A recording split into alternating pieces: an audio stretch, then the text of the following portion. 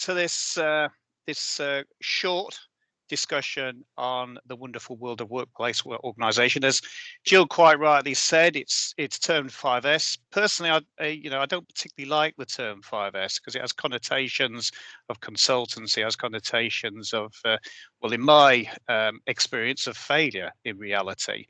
5S is all about, and I sort of underline some of the comments that Jill made earlier on. I've heard 5S described as moving the furniture or changing the wallpaper, etc., or just a cleaning job. People tend to see it as something where you put your marigolds on and you go out and you clean the workplace.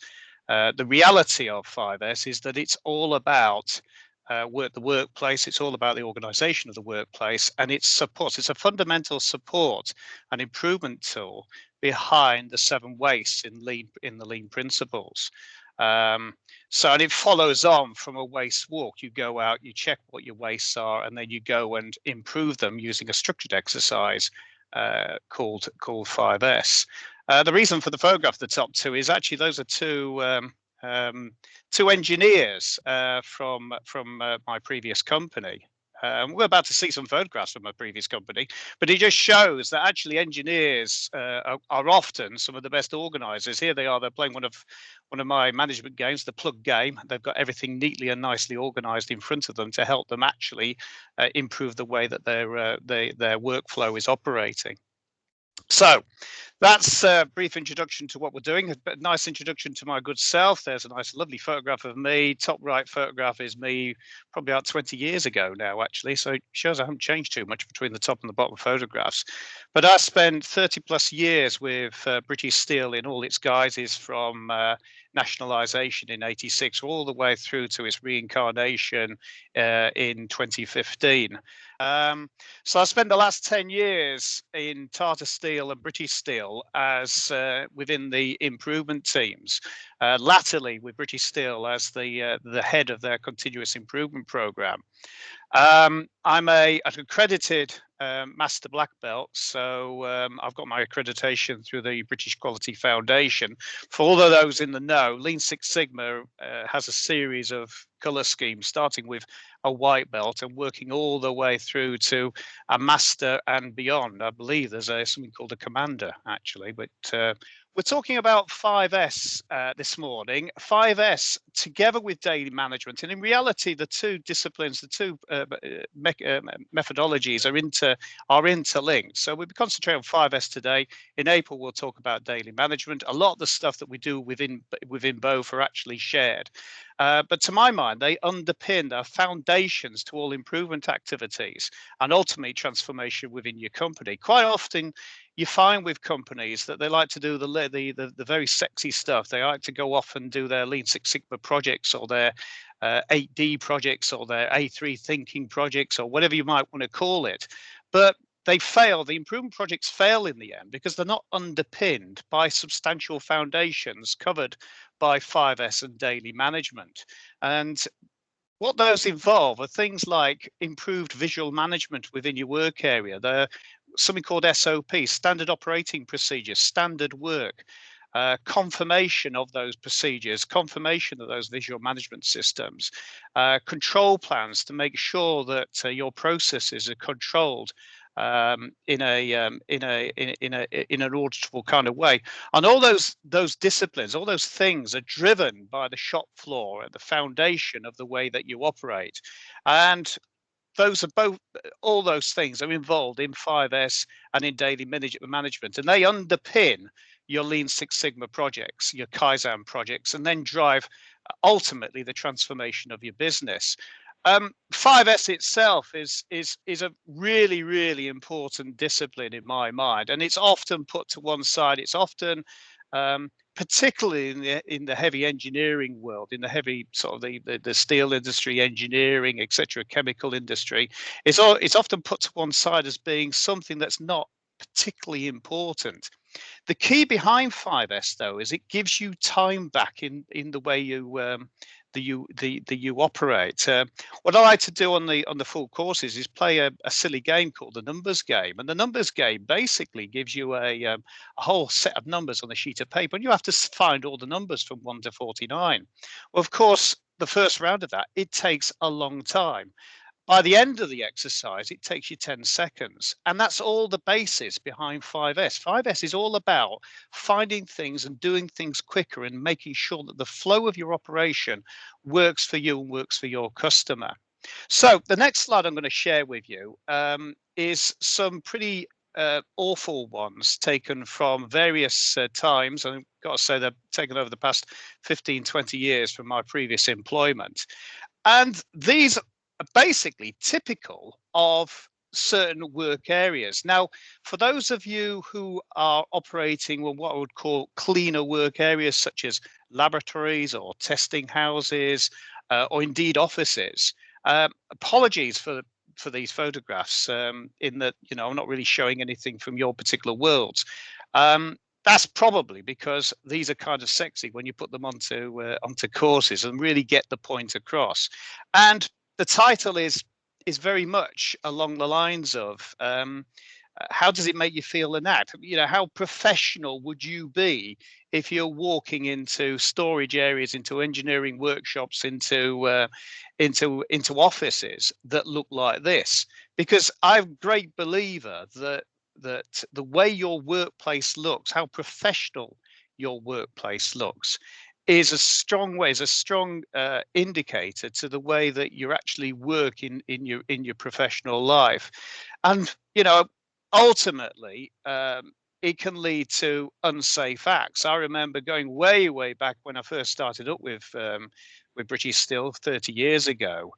Our stocking grounds were literally like the Battle of the Somme. They were very muddy, very poorly organised, no amenity blocks or facilities for drivers. So I had loads and loads of visiting drivers who would basically jump from their cabs into about a foot or two of mud.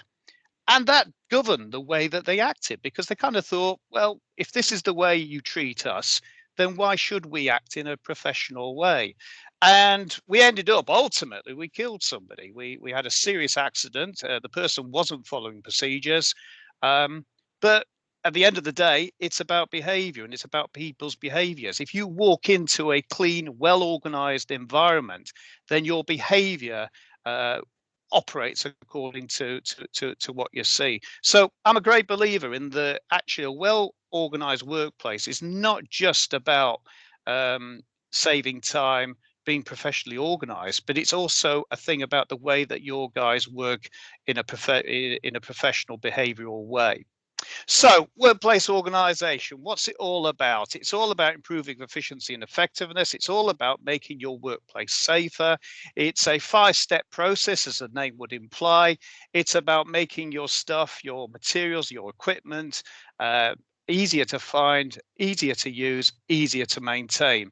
It's also often, and I also think that 5S is a fundamental health and safety methodology in its own right, but it's often pulled together with a 6S safety, which within British Steel was often a safety audit of the workplace.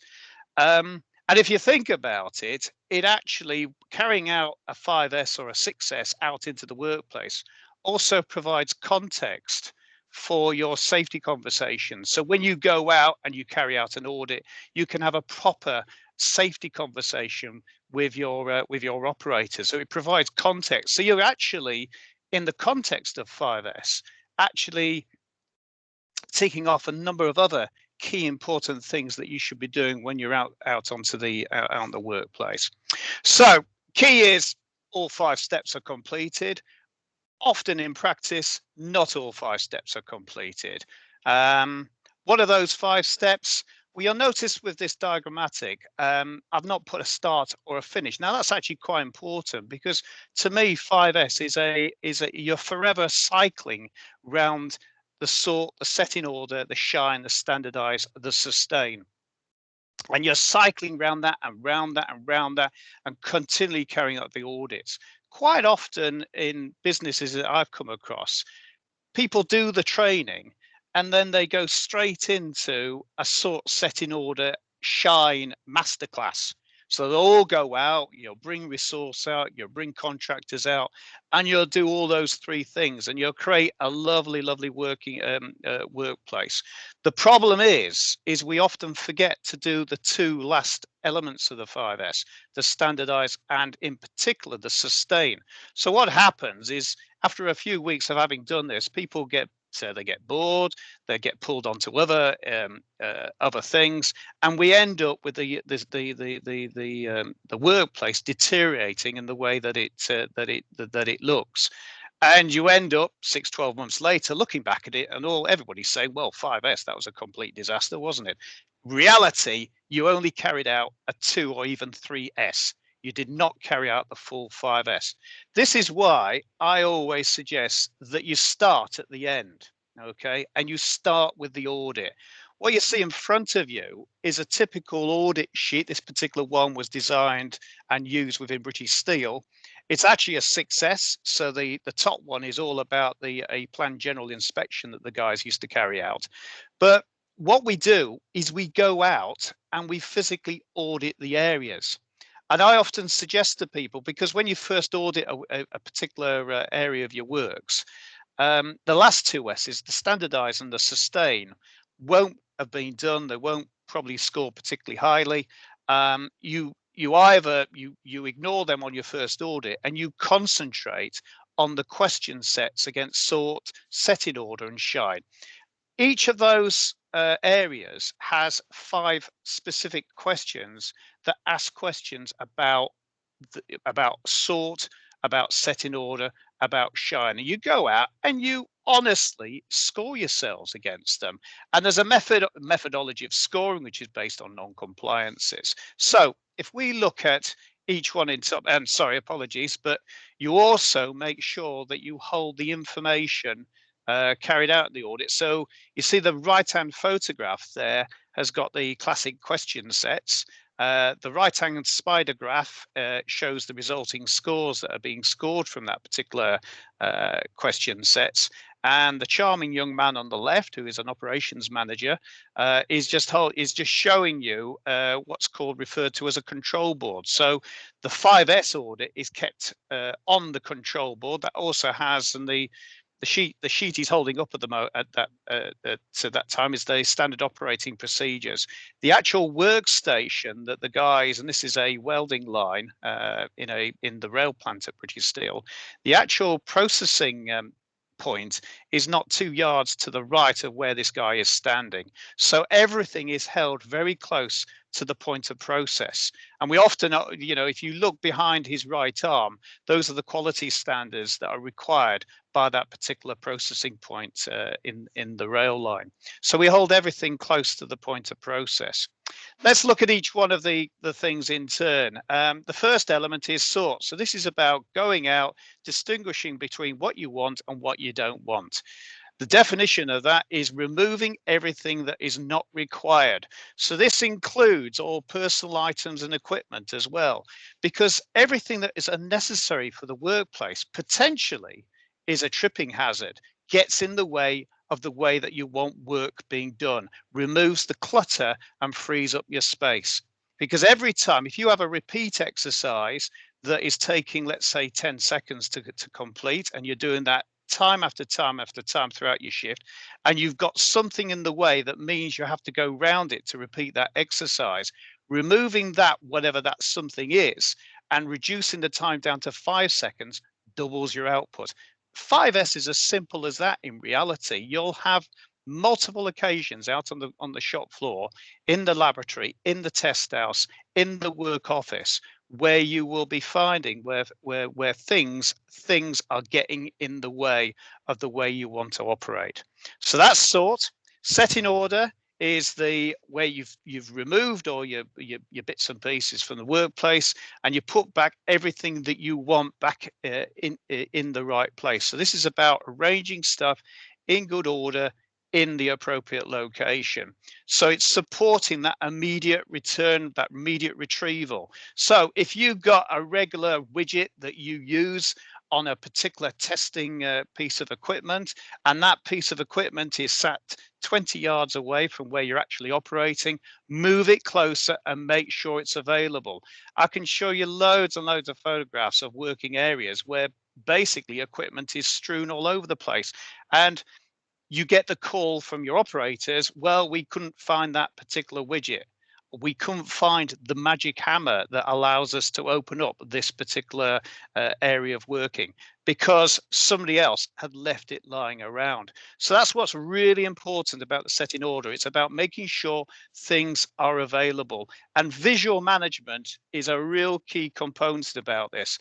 So this backs up through lights, through colors, through signs, so that you have got no interpretation. You just react to where the how you're operating. So photograph, lots of lovely photographs of bits of equipment in well organized ways.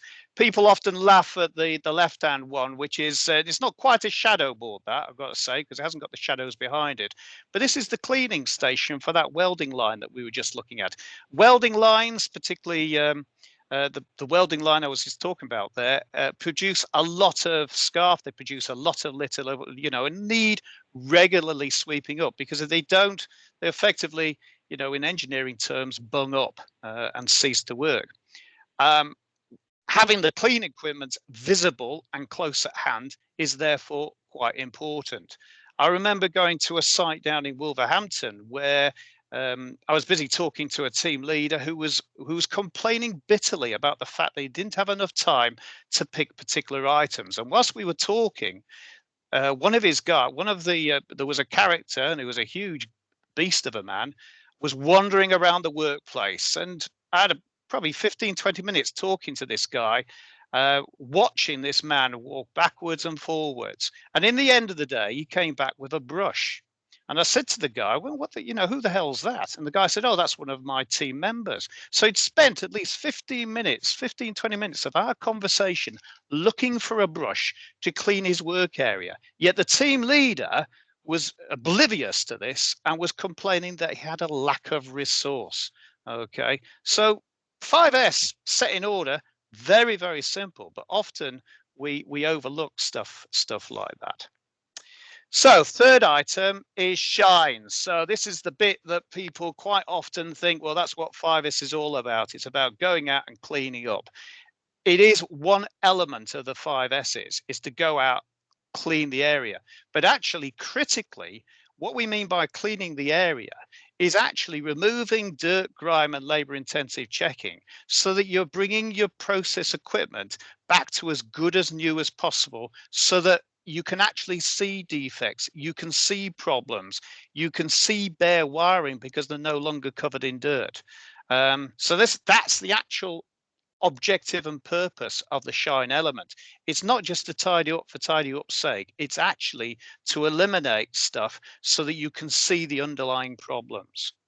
The fourth element of 5S is then to standardize. So you've got your area to a good state, to a good standard. What you then do, take photographs, visualize the working procedures, and make sure that people comply to the disciplines that you now want to operate. So people, when they come in, they can see that this is the standard that you're operating to. These are the photographs that show that standard, so that when you do your regular audits, you have the evidence. You can show people that this is how you should be operating to. And then the fifth element is we're going back to where we started. So there's some examples of standardize and visualize. Then the fifth element is you're going back to your starting point and you're doing the sustain, which is all about auditing and driving continuous improvement. So this is about setting targets, with the purpose being that you will achieve and exceed those standards and drive improvement. So this is about, as we've already discussed, control boards. This particular control board, you can see the 5S audit is down the bottom right hand side.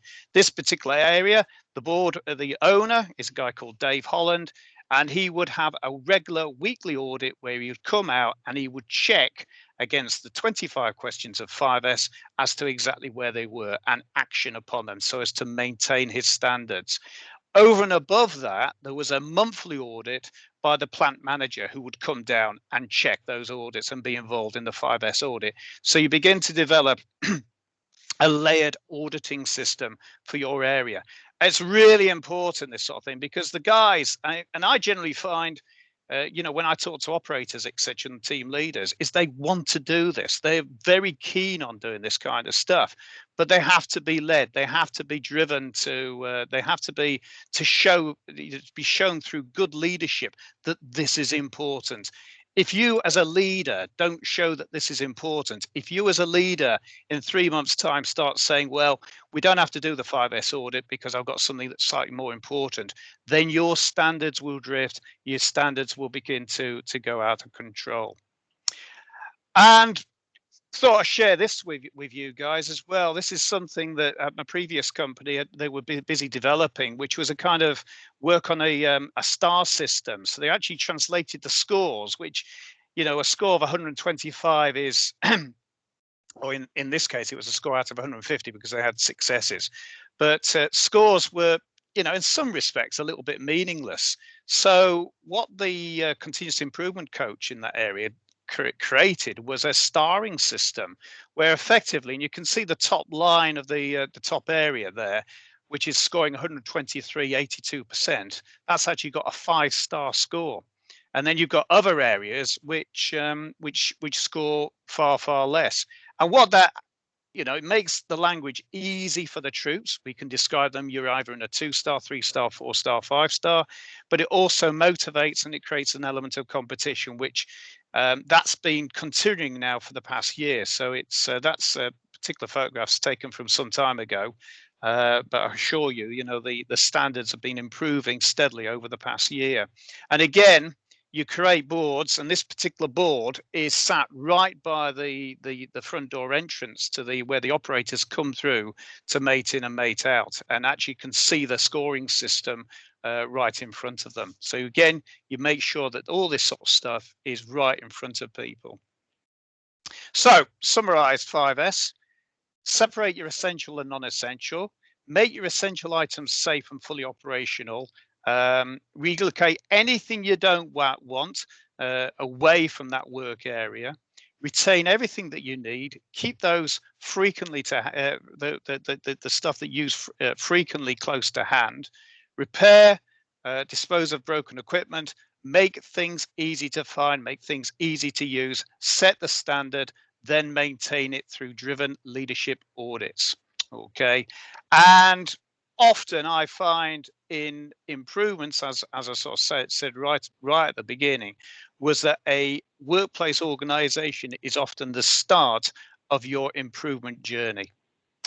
Okay, so that ends the Swift talk. It's obviously a truncated version of the full course, but does anybody have any questions?